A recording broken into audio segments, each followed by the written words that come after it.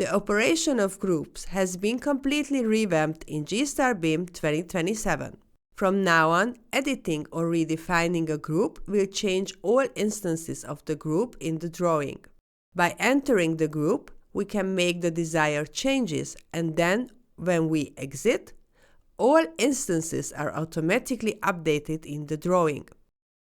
Thanks to this, there is no need to manually update all identical groups, reducing the possibility of errors.